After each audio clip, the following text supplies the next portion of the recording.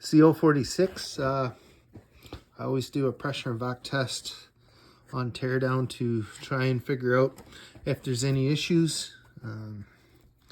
This one here looks like it's actually coming from around the base gasket. You can see kind of right in there. So good to know. And she's holding 7 psi there.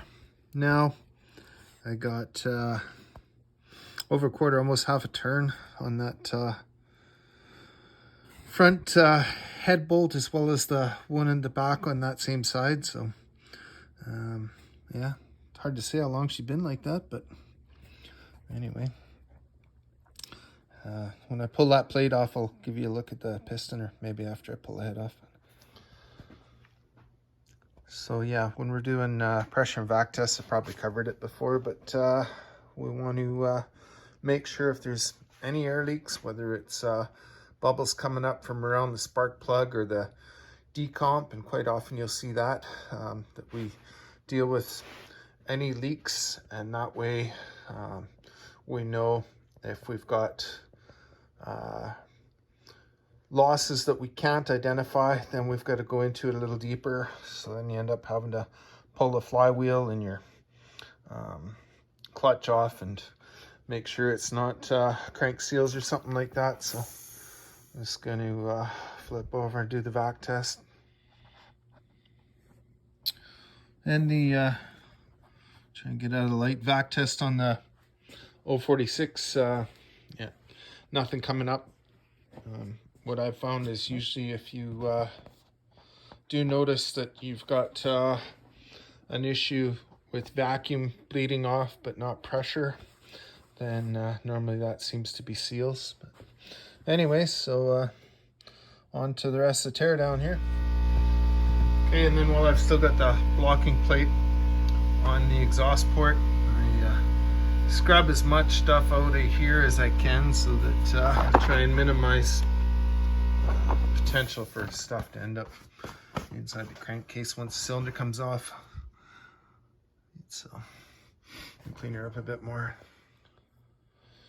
All right, so this piston's scuffed. You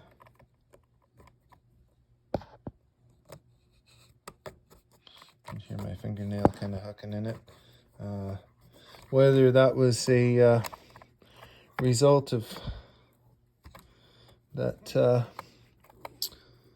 air leak that was over on that one side, or whatever. He's an older saw, but anyways, looks like probably piston and rings. It's also like a little bit of indication of some heat buildup on the conrod, but not too bad for play. Actually looks like he was probably running 50 to 1. There's really nothing in there for any lubrication. Everything feels pretty dry. But anyways, that's what I got so far. All right. So just setting this up to actually measure squish. I buffed the carbon and crap off the top of the piston that was there, and I used the 32 1/1000 solder on top. Usually that's about right. If not, then I'll twist it together. I'd rather use finer solder and twist it together versus heavy stuff, because it doesn't always compress accurately. Anyway, so yeah, I put it on all 4 quadrants like that with the grease just to hold it, and then I throw the cylinder back on.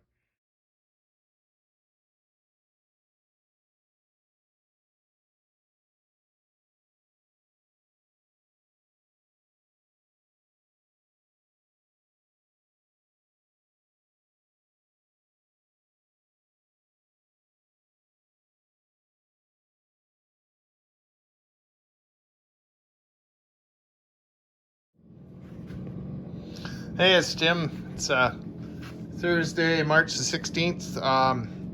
Yeah, got a 046. This one's a little history actually. It's my uncle's saw. It was our bucking saw in the woodlot. Feels like she's a little low in compression.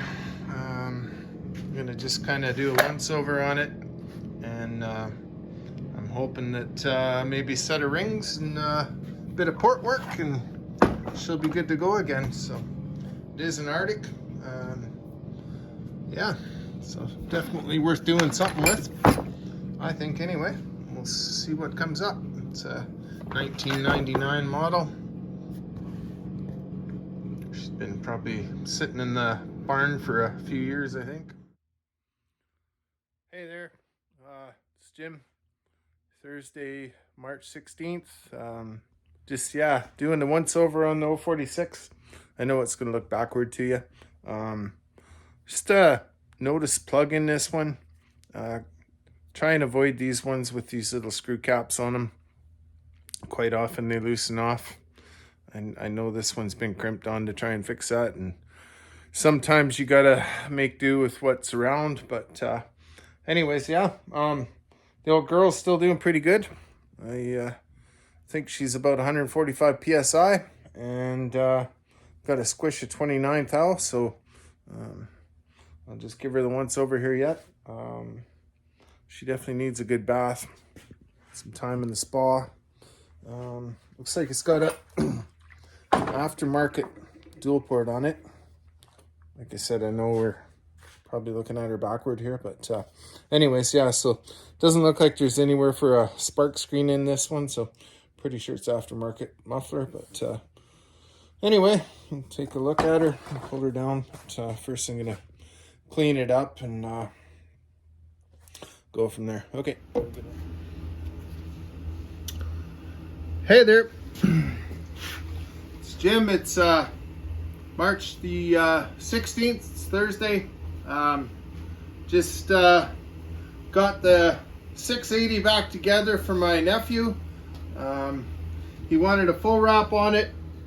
I think probably one off an 044 woodwork, but I ended up just hawking together something off a 266. It's not real pretty, but I think it'll do the job for him for now.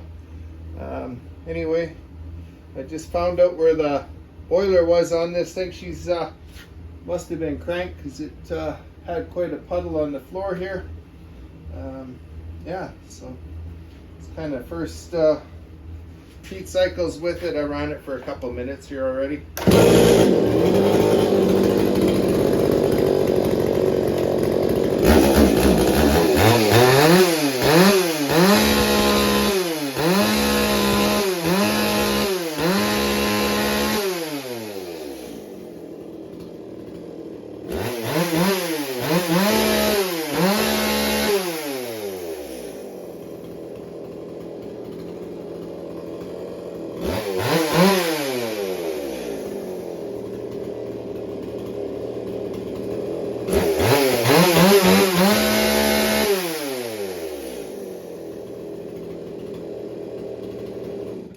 I've never had much to do with these older styles Echoes, so not sure what they're supposed to rev to.